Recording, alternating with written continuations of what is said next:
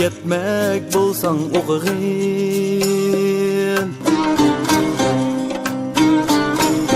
Bəxit amet işigini çekmek bolsaň okugyn.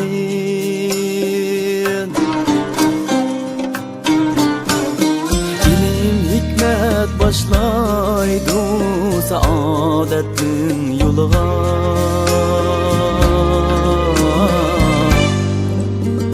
Halakettin yiraklap ketmek bolsaň okugyn. Okugyn.